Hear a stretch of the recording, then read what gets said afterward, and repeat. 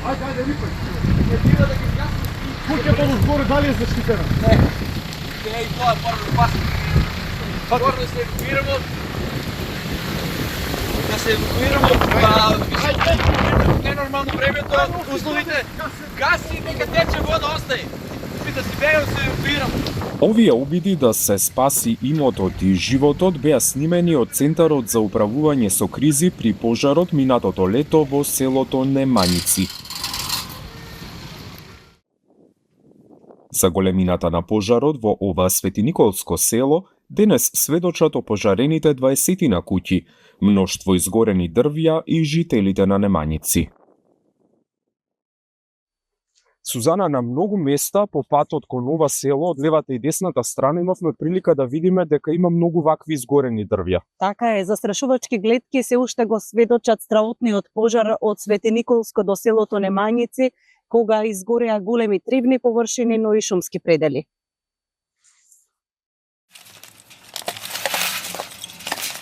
Во Немањици Томислав Грозданов секојдневно ги гледа изгорените куќи на соседите. Куќи, околу 20 куќи има изгорено. Нашата куќа и на Вујко ми остана само дека тука се си чисто и не могат да влезат, но еве оваа страна само изгоре, а од другата страна остана. Али беше многу жално и страшно беше. Ветер дуеше над 80-90 км на саа. Многу сила беше. И не можемо да гасимо, нема шанса да гасиш оно. Пожарникарите, хеликоптерите доста спасија оно. Во изгоре за урокот за 3 сата изгоре, нема ништо. Немаше ни 3 сата. Во селото Немањици некогаш имало 300 куќи и 23.000 овци. Сега народот е раселен во градови и само 40 на куќи се населени со по 1 или 2 луѓе. Еден жител ја загубил куќата во шумскиот пожар и е преселен во Скопје. Останатите изгорени куќи во шумскиот пожар се користеле како викендички. Една од нив била реновирана пред неколку години, ни објасни Грозданов покажувајќи ги штетите и кај другите соседи. Еве ова луѓето оваа парија ли. Све рага. Така една зелена трава близо искара. Само комбето го спасило. Тоа му е кочено, таму изгоре кочено. Еве ги само бетонските блокови останаа. Страшен беше. Тука има еден шифонер и оваа соба. Собата и беше на даски, на греди. Доле беше подрум.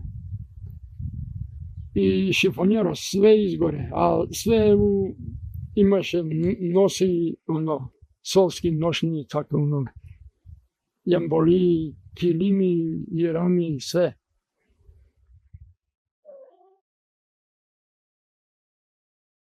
Грозданов го има 3-годишното куче Рекс, кој од разлетани парчиња од запалените кровни плочи останало без едното око. Немало настрадана стока во шумскиот пожар.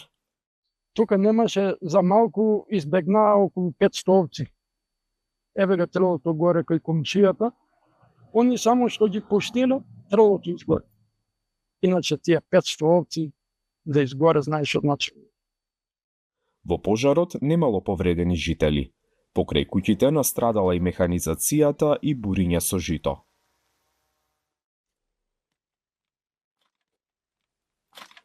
Запали се, имаше тука тоа, вратата беше заклучена, не може да извадиме оно, не може да придем. И кад се запали ово, вле и тракторот гореш. Акумулатор, тако, се живо, се се скопи. Ево е од пожаро гомил. Шумскиот пожар уништил и стари дрвја во селото, кое денес изгледа како сцена од војна. Оваа круша беше над 90 години. Кога се запали, све изгоре. Куќата на Грозданов останала нечепната во пожарот затоа што зидот од старата куќа му бил препрека на огнот. 2 години поред Македонија во споредба со останатите земји од Западен Балкан губи најголема површина шуми во пожарите. Според податоците на Европскиот информацијски систем за следење на шумски пожари, во периодот од 2020 до 2024 година, во Македонија биле опожарени 134.314 хектари земја. Од нив само во минатата година горело на 95.214 хектари шуми и шумски предели. Во целиот Западен Балкан, лани имало над 250.000 хектари опожарени шуми и шумски предели. И што е најжалниот податок за нас и нашата држава е тоа дека скоро 36% од оваа бројка опаѓаат на пожарите кои што беа во Македонија. Во споредба со земјите од Западниот Балкан, нашата држава за жал високо котира во однос на површината која што била под пожар. За жал Босна и Херцеговина е таа која што во последните 5 години има најголема територија од опожарена површина, додека Македонија е на второто место после Босна и Херцеговина по опожарената површина.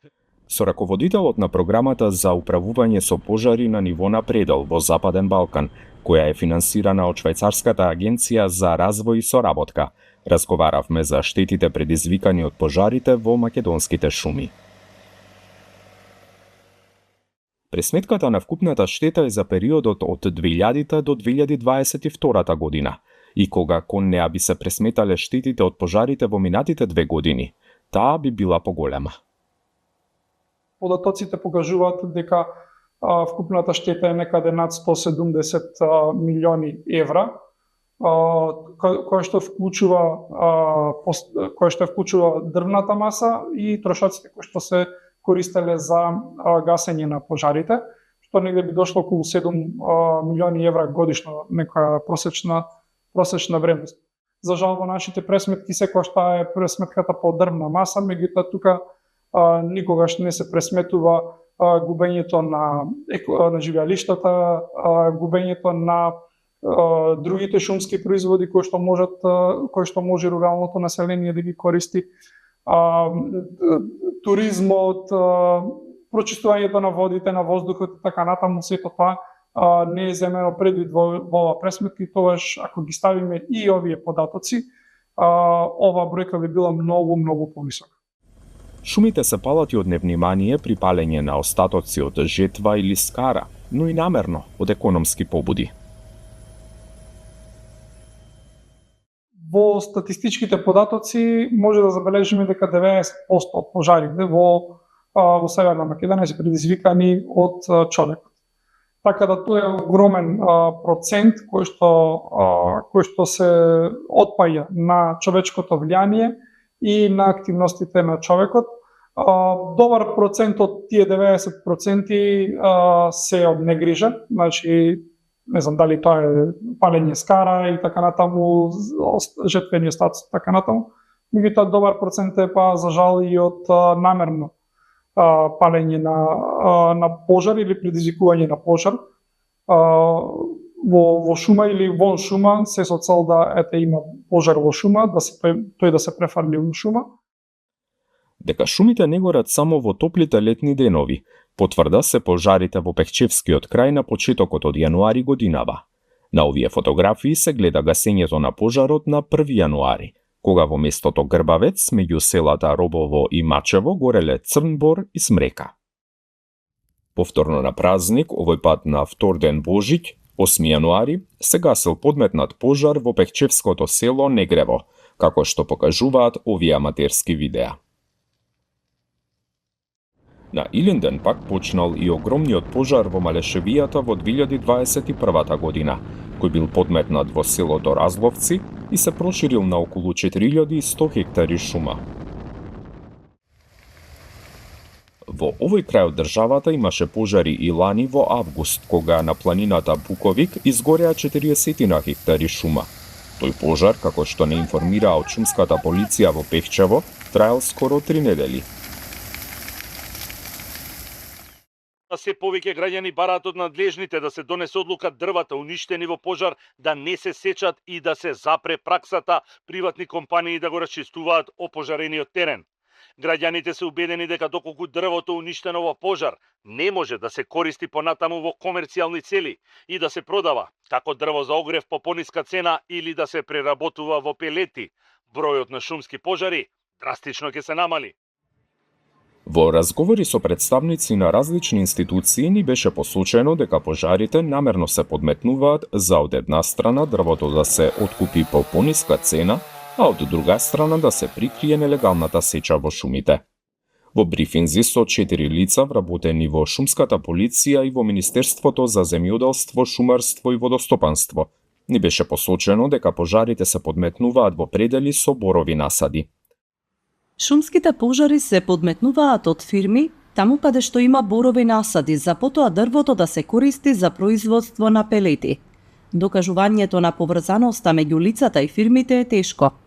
Потребно е активирање на посебни истражни мерки, следење на комуникација и одземање на телефони, за да се види кој со кого комуницирал, бидејќи јавна тајна е дека постои голем криминал со пожарите и нелегалната сеча, во кој се вклучени вработени од јавното претпријатие Национални шуми, МВР, Шумската и граничната полиција и судот. Во шумските пожари, калориската вредност на борот не опаѓа, додека на дабот опаѓа. Затоа најчесто пожарите се во предели со борови. Фирмите кои добиваат дозвола за сеча на опожарените дрва, сечат здрави дрвја од околните места и ги носат на местата на пожарите, за нив да ги прикријат при транспортот со опожарените дрва.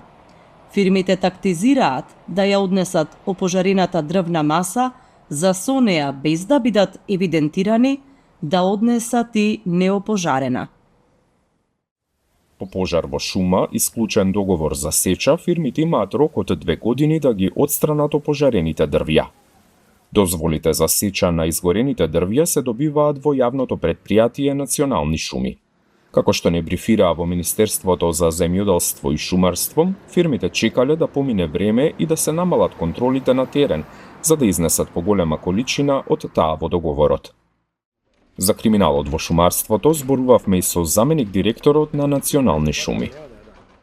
Криминал во шумарството имало огромен, меѓутоа некој или не сакал да го види, или едноставно не го интересирало тоа што се работело таму, за да на крајот го продуцира тоа што го начекавме. Една руинирана фирма со 1600 вработени, оставени без плата, оставени без придонеси, оставени да прават што сакаат, да не одат на работа, а од друга страна, кога ќе се појават пожари, пак беа сите заинтересирани да дојдат со фирмите таму и да сработат кој колку може повеќе. Само во месеците јули и август имавме некаде преку 2000 пожари. Значи тоа беа по 40-50 пожари дневно. Тоа беа пожари во кои што беа вклучени постојано нашите екипи. Тоа беа пожари во кои што се истрошија огромни ресурси. Меѓутоа јас честопати во моите изјави кои што ги давав кажував дека овие пожари некако ми беа стратешки подметнувани, барем така јас мислам, зошто велам тоа? Зошто го велам тоа? Затоа што буквално насекаде ги имаше во Македонија. На дневна основа да ти се појават 40 до 50 пожари на различни локации не е нешто нормално. Како и по овие лански пожари, така и по други во минатото, остануваат предели кои се помалку оштетени, или во кои пожарот зафатил само тревна површина или мов. Меѓутоа, целата шумска површина се означува како зафатена со пожар и се дава дозвола за сечење на дрвото.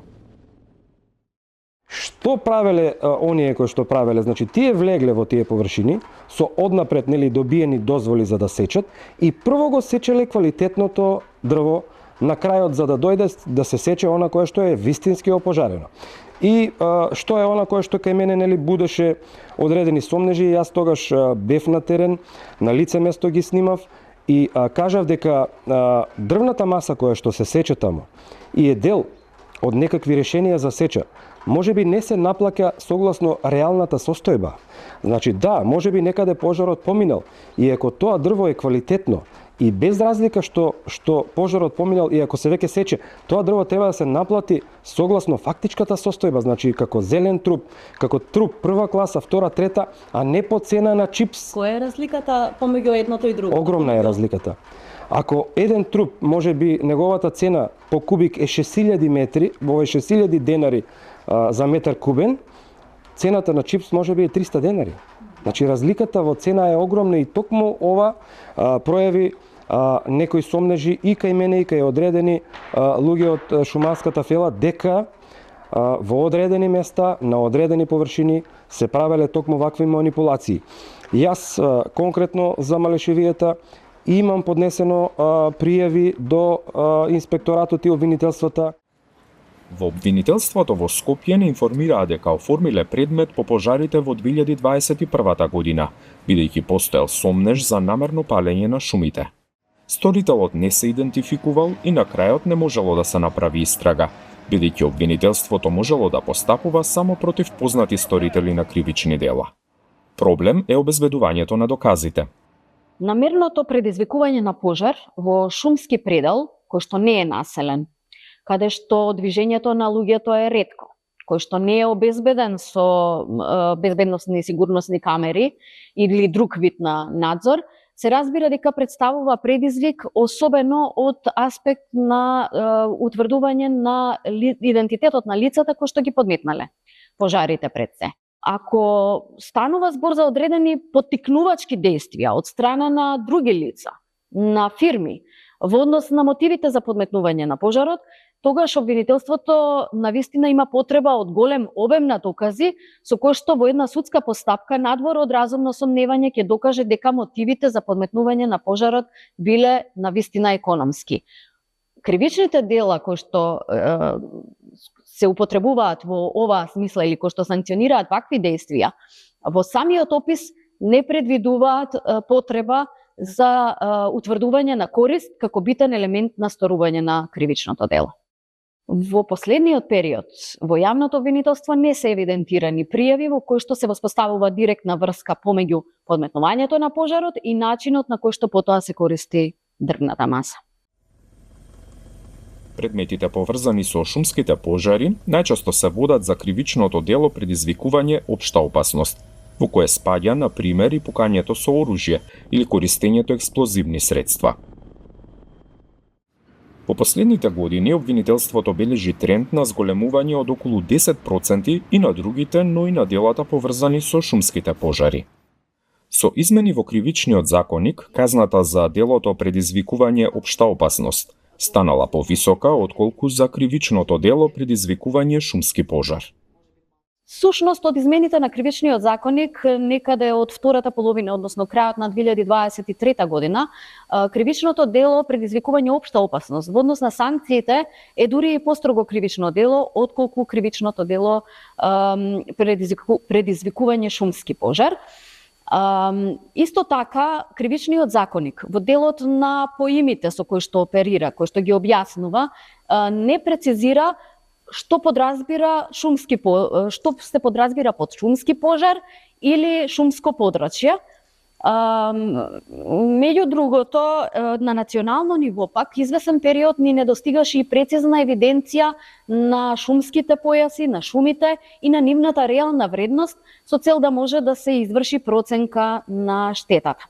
Сепак, онаму каде што се обезбедени доволен обем на докази, каде што се идентификувани сторители на кривично дело, јавното обвинителство постапува, таквите предмети ги процесуира и сторителите ги санкционира.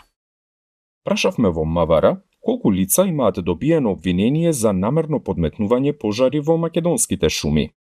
Во периодот од 2015 до ноември 2024 година евидентирани се 15 кривични дела од 15 сторители. Во годините 2015, 19 и 22 не се регистрирани ни кривични дела, ниту сторители за предизвикување шумски пожар по членот 227 од кривичниот законник. Во 2018 година пак, за кривичното дело не е најден сторителот. МВР лани поднело пријави за предизвикување општа опасност поврзани со шумските пожари. Во рамките на оперативната акција Пожар 2024 поднесени се 30 кривични пријави против 38 сторители за сторени 31 кривично дело, предизвикување општа опасност, 2 за предизвикување шумски пожар и 1 за поттикнување. Пријавите се поднесени од СВР Битола 13, СВР Охрид 6, СВР Велес 4, СВР Струмица 3, СВР Скопје 2, СВР Тетово и СВР Штип по 1. Поднесени се и 5 кривични пријави против непознат сторител. Тоа што обвинителството посочи на недостаток на прецизна евиденција на шумските појаси, ни беше потврдено и во Министерството за земјоделство и шумарство и во катастарот. Во однос на шумските пожари, проблем представува пошумувањето или самата обнова на шумата на површини кои биле пасишта кои не се внесени како катастарска парцела шума. Ако се фати сторител на лице место, не може да се санкционира за палење или за сеча на шума, затоа што на хартија стои дека таа површина е пасиште. Најверојатно со одлука на влада, овие површини ќе се внесат во катастарот како шума. Од катастарот не информираа дека оваа институција не оди на терен за да ја попише шумата, туку дека исклучиво постапува по пријава. Можеме да видиме колку шума е запишана кај нас, но немаме евиденција, например, колку шума има целата територија на државата. Не поседуваме информации дали некоја парцела која е заведена како земјоделско земјиште, во меѓувреме можеби станала шума, или спротивно, некоја шума во меѓувреме да била ископачена и претворена во нива, доколку за тоа не е поднесена соодветна пријава. Додека во Македонија не е прецизирана целата површина со шуми, во Германија се работи на проект за означување на карта на површините со македонски природни шуми и прашуми. Отидовме во јужниот германски град Радовцел за да разговараме со експерти во фондацијата Euronatur, која покрај овој има и бројни други проекти во Западен Балкан. Diese Urwälder und Naturwälder haben einen großen Wert. Das ist einmal zum Klimaschutz, weil sie unglaublich potente Kohlenstoffspeicher darstellen. Zum anderen haben sie auch eine wichtige Klimawandelanpassungsfähigkeit. Sie nehmen größere Regenmengen auf als jeder andere Waldtyp. Und weil sie das können, weil sie diese unglaubliche Wasserhaltefähigkeit haben, sind sie auch ein guter Puffer, der in Zeiten der Dürre und Trockenheit und Hitze die Landschaft kühlt und ein besseres Kleinklima schafft. Daneben wohnen in Urwäldern und Naturwäldern auch bedrohte Arten. Da könnte man jetzt zum Beispiel den Balkanluchs als Flagship Species nennen, aber das ist nur eine von vielen. Und all diese Dinge, all diese Faktoren machen den unglaublichen Wert dieser Urwälder und Naturwälder aus. Urwälder machen nur noch 0,7% der Waldflächen Europas aus. Also eine winzige Quantität, die aber gerade auch deshalb einen unglaublichen Wert hat. Се користат сателитски снимки, анализа на хлорофил, податоци од партнерска организација и посети на терен, за да се изработи потенцијална карта со шуми и прашуми во Македонија и другите земји од Западен Балкан. Unsere Partner haben ebenfalls Vor-Ort-Kartierungen gemacht und sind auch auf weitaus größere Mengen an Urwäldern und Naturwäldern gestoßen, als bislang bekannt war. Also ich glaube, der letzte Stand an Urwaldflächen, der offiziell für Mazedonien gilt, das sind ungefähr 400 Hektar nur. Und wir gehen davon aus, nach den Daten, die wir jetzt grob gesichtet haben, dass wir eher mit der 100-fachen Fläche rechnen. Aber in den Potenzialgebieten, die wir ausfindig gemacht haben, haben wir auch Waldstörungen festgestellt, auch über Satellitenfernerkundung. Und dabei kann es sich sehr gut um Rodungen oder um Wildfires, um Waldbrände handeln. Ja. Во Македонија се правела анкета за утврдување на изворите на загрозување на шумите. In Mazedonien haben wir dazu unsere Partner gebeten, alle Stakeholder, die sie kennen und zu denen sie Zugang haben, zu befragen. Und in dieser Befragung ist herausgekommen, dass die größte Bedrohung die illegale Abholzung ist. Und das ist vor allem zum Zweck der Holzgewinnung. Also es gibt ja auch Abholzung, um eine Mine anzulegen oder Abholzung, um ein Baugebiet einzurichten. Aber das meiste ist einfach Holzschlag, Einschlag, um das Holz zu gewinnen. Der zweitgrößte Bedrohungsfaktor, der von den Leuten vor Ort angesprochen wird, sind die Brände, die Waldbrände. Und der drittgrößte Faktor, interessanterweise, ist die legale Abholzung. Во германската организација очекуваат притисокот за заштита на шумите да дојде првенствено од локалното население, а потоа и од Европската комисија. Wir hoffen natürlich einerseits, dass nationale Regierungen von sich aus aktiv werden, um diese wertvollen Gebiete zu schützen. Wir hoffen, dass die Bürger in den europäischen Staaten ihre Regierungen dahin drängen, diese Gebiete zu schützen. Und auf der anderen Seite gibt es aber auch mit der EU-Biodiversitätsstrategie 2030 einen Druck von Seiten der Kommission, diese Wälder unter strikten Schutz zu stellen. Das ist ganz klar verankert in der Richtlinie der Kommission, in den Commission Guidelines für die Kartierung und strikten Schutz der Urwälder. Und diesen Hebel wollen wir uns zunutze machen, um einerseits Druck auf die EU-Länder auszuüben. Andererseits betrifft diese EU-Regelung ja auch die Beitrittskandidatenländer, weil sie über kurz oder lang ja auch diesen Maßgaben der EU entsprechen muss. Und das ist der Hebel, an dem wir vor allem ansetzen wollen. Извршниот директор на фондацијата Габриел Швадерер објаснува дека нелегалната сеча спаѓа меѓу најзначајните криминали во светот.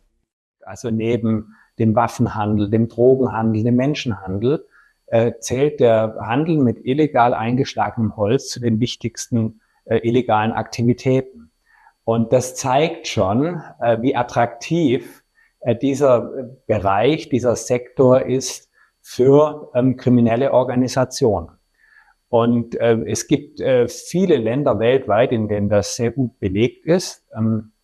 In Europa haben wir uns intensiv mit der Situation in Rumänien beschäftigt. Und auch dort können wir zeigen, dass der illegale Holzeinschlag, der im Zusammenhang steht mit korrupten und mafiösen Strukturen, einen sehr, sehr negativen Einfluss hat, sehr negative Auswirkungen auf Altwälder hat, auf Natur- und Urwälder hat. Und wir gehen fest davon aus, dass es eben auch solche Entwicklungen und solche vergleichbaren Prozesse auf dem gesamten Balkan gibt. Согорувањето на дрвата и дрвните продукти треба да се намалува, бидејќи тоа е штетно за климата, укажува Швадерер. Wo werden Pellets verwendet? Einmal natürlich in Einzelfeueranlagen, in denen Gas- oder Ölheizungen ersetzt werden, aber eben auch im ganz großen Stil. Es gibt Planungen, Kohlekraftwerke so umzurüsten, dass sie künftig mit Holz genutzt werden. Und das ist für den Klimaschutz fatal, das ist für den Naturschutz fatal, das ist auch für die Biodiversität, für die biologische Vielfalt, für die Wasserrückhaltefunktion von Wäldern außerordentlich negativ. Und vor diesem Hintergrund sind wir sehr skeptisch, was weitere Holzverbrennung anbelangt. Insgesamt ist es eben so, dass die Holzverbrennung den Druck auf die Nutzung in Wäldern enorm erhöht. Und vor diesem Hintergrund lehnen wir die weitere Pelletproduktion und Verbrennung ab. Wir halten das für einen Holzweg im wahrsten Sinne des Wortes. Grundsätzlich ist es so, dass die Herkunft von Pellets nur sehr, sehr schwer bis gar nicht nachweisbar ist. Die Hersteller und Produzenten, aber auch die Verkäufer von Pellets schweigen sich in aller Regel über die Herkunft der Pellets aus. Es gibt, selbst wenn man recherchiert, kaum eine Möglichkeit herauszufinden, woher der Rohstoff letztendlich stammt. Во германската фондација согледуваат притисок од индустриското производство врз балканските шуми. Die Pelletproduktion ist ja dann ein industrieller Prozess, der dann in einer Fabrik stattfindet. Da ist dann der Nachweis noch schwieriger, woher eigentlich die Rohstoffe stammen. Und wir gehen fest davon aus, da eben insgesamt die Nachfrage nach Pellets oder anderen Holz zum Verbrennen enorm gestiegen ist, dass eben auch der Druck auf die Balkanwälder in den letzten Jahren enorm zugenommen hat. Hier noch eine Zahl. Allein in Deutschland hat sich der Pelletverbrauch innerhalb der letzten 10 Jahre verdoppelt. Was wir natürlich wissen aus der Vergangenheit ist, dass Waldbrände vielerorts ganz gezielt gelegt wurden aus Spekulationsgründen. Und ich kann mir sehr gut vorstellen, dass es eben auch jetzt so ist, dass Waldbrände, um sich daraus dann Vorteile zu verschaffen, gelegt werden, um dann Holz, was man eigentlich illegal eingeschlagen hat, sozusagen zu legalisieren. Solches Vorgehen kann ich mir sehr gut vorstellen, eben genau vor dem Hintergrund, dass der illegale Holzhandel mit zu den wichtigsten illegalen Aktivitäten weltweit zählt. Назад во Македонија. Македонското дрво се извезувало на Балканот, во Западна Европа, но и во Јапонија и Кина. Во анализата на извозот на дрво од Македонија користевме податоци од Македонскиот државен завод за статистика, Евростат и Бугарската царина. Од Македонија во периодот од 2019 до крајот на ноември 2024 година е извезена дрвна маса во вкупна количина од 7.658.581 килограм. Во тие 5 години е извезено дрво за скоро 1,2 милиони евра. Најголемиот извоз бил направен во 2023 година, кога преку македонската граница заминале над 3,3 милиони килограми необработено дрво, струганици или огревно дрво во вкупна вредност од скоро 254.000 евра. Од овие количини над 2,3 милиони килограми биле извезени кон Косово за вкупна сума од над 102.000 евра. Кон Албанија во истата година биле извезени скоро 683.000 килограми дрво за цена од над 51.000 евра. Косово е најголем купувач и во 2024 година.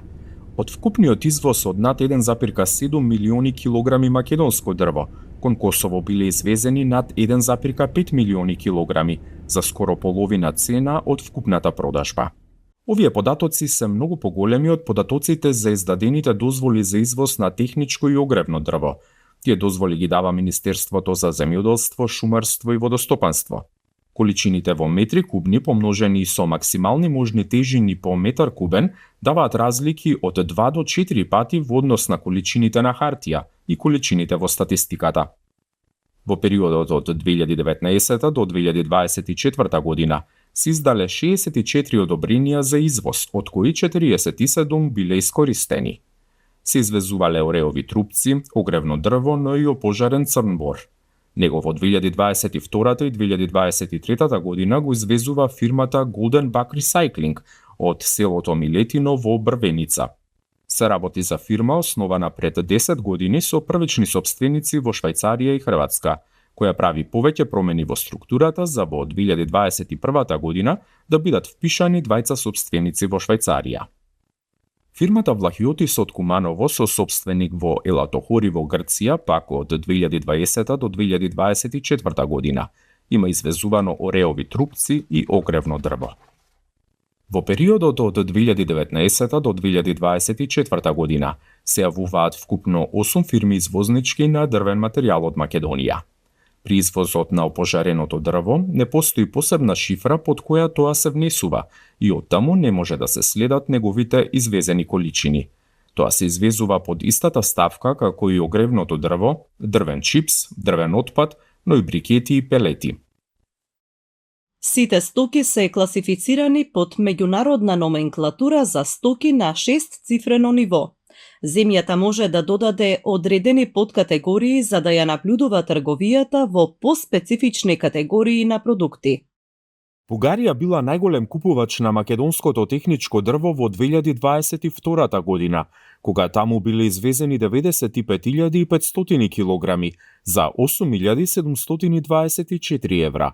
Македонскиот завод за статистика ги добива податоците од македонската царина и нема податоци за извоз на дрво од Македонија кон Бугарија во 2024 година. Истовремено пак Евростат располага со податок од бугарската царина за извезени 398.960 килограми бор, даб, бука и бреза од Македонија кон Бугарија од јануари до септември минатата година. За тоа биле платени 232.276 евра. И во бугарската царинска управа немаат посебна шифра за опожареното дрво, но имале во минатото. Това е тарифата на Европейския съюз. Тоест, нито една държава членка в Европейския съюз няма такъв код. Дали имало некогаш разговори да се воведе посебен код за да се следи количината на извоз на опожарено дрво? И това беше прилагано много отдавна в Република България. Имаше временна забрана за износ на опожарена дървесина, но това е било преди повече от 15-20 години. Зошто се направила забрана? Защото сигурно са имали някакви доводи да го направят, считайки, че е било умишлено опожарена, за да бъде изнесен. Бугарската царина нема утврдено суштински неправилности при увоз на дрво, иако грешки имало. И съществени нередности не са открити. Нещо по-конкретно? И как да ви кажа, обикновено има технически грешки в декларациите, т.е. данните в декларациите, които подават, не съответстват на приложените документи и стоките. Например, след като свърши документния контрол, ако няма никакви рискови индикатори, стоката може да бъде освободена да напусне територията на Европейския съюз. Ако се открият някакви рискови индикатори, тя може да бъде подложена на физическа проверка, включително и да се поканат експерти да установят точното количество или вида на стоката. Индикациите за ризик биле ако нешто не соодветствува во документацијата или ако се добиени информации од други служби. Прашавме и во македонската царина како се контролира извозот на дрво и опожарено дрво. Царинската управа врз основа на анализа на ризик спроведува контроли и постконтроли кои се вршат согласно утврден ризик. На прашањето како и каде се прават тие постконтроли, телефонски ни беше одговорено дека тоа било познато во јавноста. Со пребарување на интернет не најдовме таква информација. Назад во Бугарија. Отидовме во Софија за да разговараме со поранешниот бугарски заменик министер и екоактивист Тома Белев. Незаконно палене, не имахме такива проблеми. Те бяха в края на миналия век, началото на този век, бяха свързани с износ на обгоряла дървесина, която по принцип е по-евтина и съответно митата и таксите бяха по-евтини, но след като се забрани износ на обгоряла дървесина, вече целенасочено опожаряване на горите с цел добив на дървесина няма. Тогава България беше извън Европейския съюз, това беше възможност за бърза печалба. Според Белев, повеќе од половината исечени дрвја годишно во Бугарија се исечени на нелегален начин. Се работи за 2 до 2,5 милиони метри кубни дрво. Еден голем дел од нелегалното дрво завршувал во индустријата. Категорично завършва в индустрията. При нас проблемът е, че когато се разрешават сечите, те се разрешават в кубически метри. А когато промишлеността изкупува дървесината, особено за целулоза, плочево-дървесни частици, пелети или т.н., тя ги изкупува в тонове. И всъщност това разминаване между кубическите метри и тоновете позволява при дървопреработватели, които включително са сертифицирани И без да е съзнателно от тях, т.е. те си извършват всичките проверки, но те не могат да установят, че има и дял от дървесината, която постъпва в тях и която е незаконна. Нали, това разминаване е един от проблемите, който би могъл да разреши проблема с незаконните свлечи, просто да се използва едно количество, една мярка и при добива на дървесина, и при покупката му. Отидовме во бугарскиот град Самоков за да го снимиме производствениот процес на пелети. Најпрво на дрвата им се отстранува кората.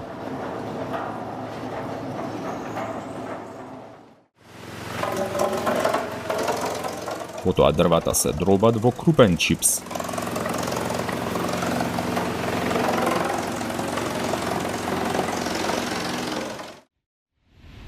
Издробеното дрво потоа минува низ процес на сушење, при кој се намалува влажноста на 6 до 10%. Корите, които махаме от дървесината, ги ползваме за подгряване на топлогенератора. Разбира се, не само тях, включваме и друга дървесина, но основно подгряваме, за да се вдигне висока температура и да може с горещия въздух да се изсуши дървесината. Изсушениот чипс потоа се мели во прав.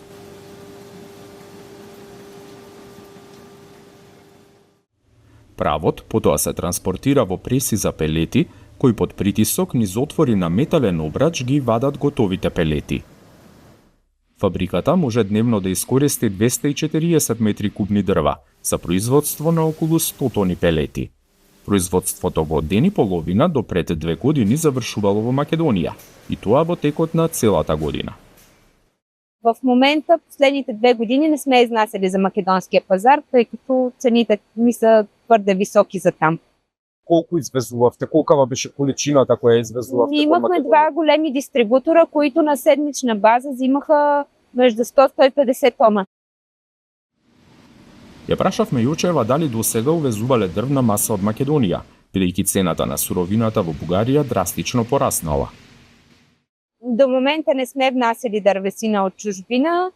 В интерес на истината не сме проучвали и пазара, макар че може би ще се наложи, тъй като чуваме, че в голяма част от Европа и в съседните на България държави цената на дървесината е доста по-ниска.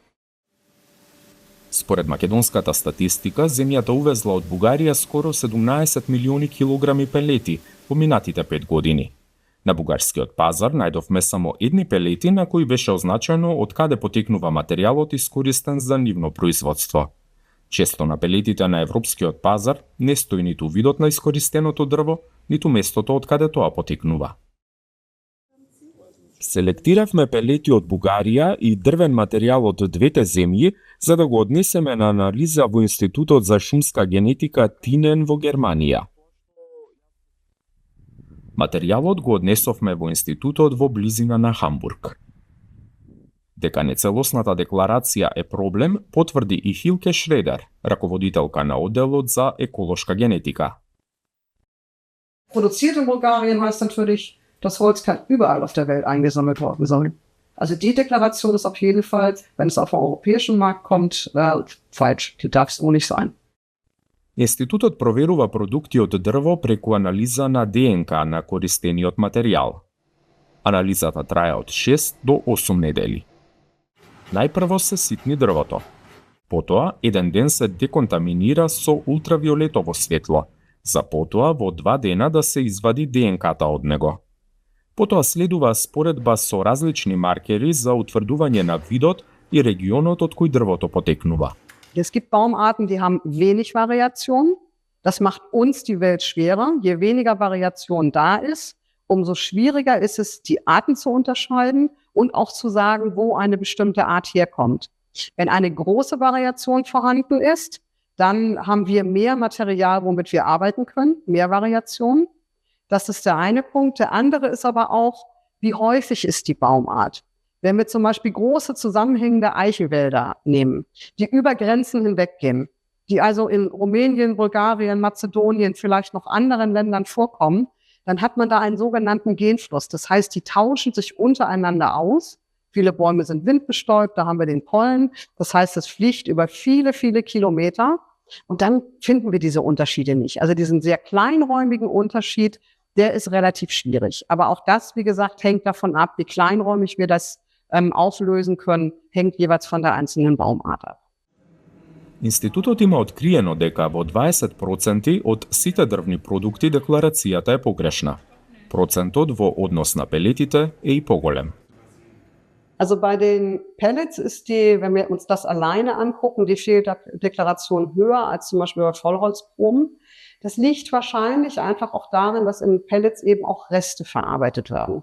Da kann ja alles Mögliche drin verarbeitet werden und damit kann es natürlich ohne weiteres sein, dass nicht immer alles ganz, ganz korrekt deklariert ist. Also bei den Fällen, die wir an Pellets hatten, würde ich wirklich fast sagen, die Hälfte stimmte nicht mit dem überein, was tatsächlich deklariert war.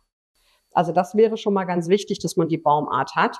Und es ist eben auch Pflicht, die Baumart mit anzugeben. Die muss ja mit deklariert sein, wenn man etwas auf den EU-Markt tatsächlich bringt. Недостатокот на персонал и притисокот од количеството на роба прави во германската царина да не се контролира доволно.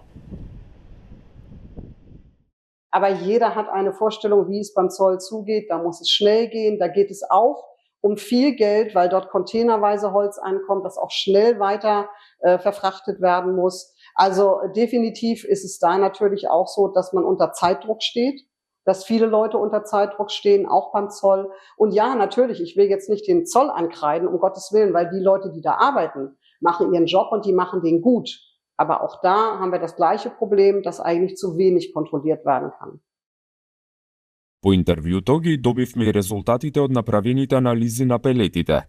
Во нив било користено дрво кое често гори во подметнатите пожари. Генетските анализи покажуваат дека примерокот од пелети се состои само од дрво од четинарски видови. Резултатите покажаа дека примероците од пелети вклучуваат само дрво од видот бор.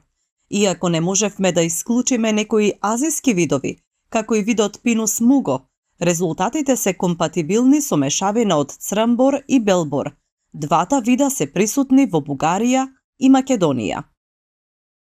Назад во Македонија со прашањето што може да се направи за да се сузбие нелегалната сеча и по и без пожари.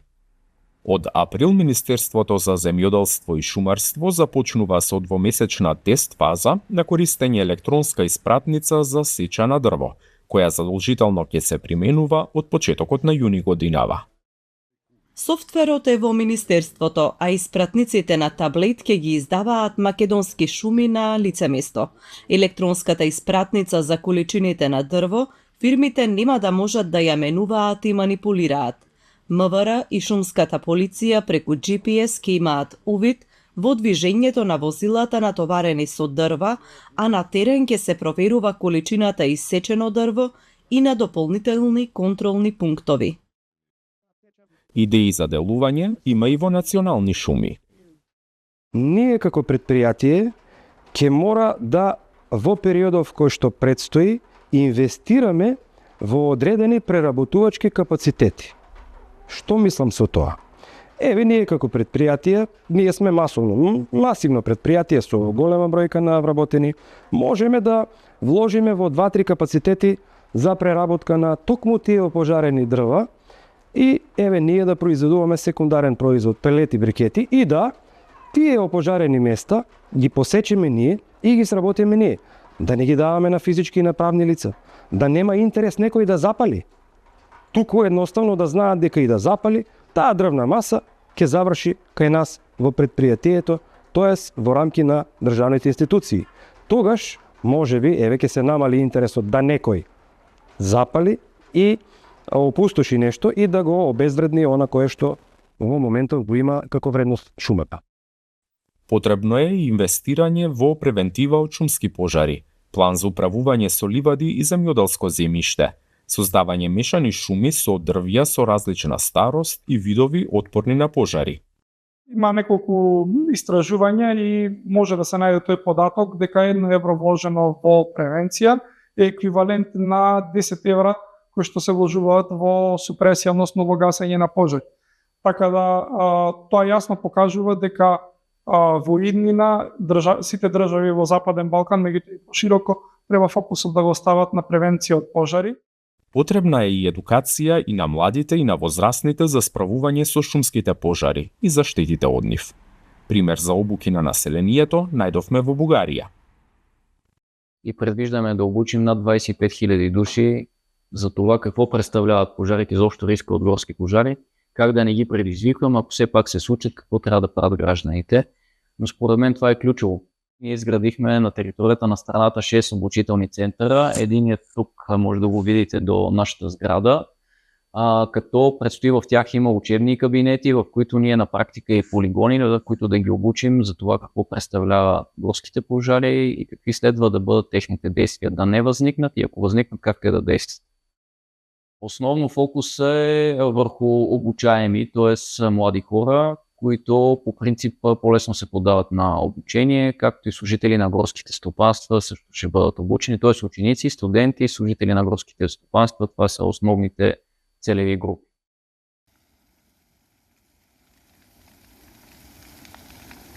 Внесувањето на целосната површина под шуми во катастарот, користењето на посебни истражни мерки, проверувањето на мотивите за палењето на шумите и дали зад нив се крие можна внежаност, може да доведе и до повеќе казни и до помал број на случаи во кои шумите се во пламен.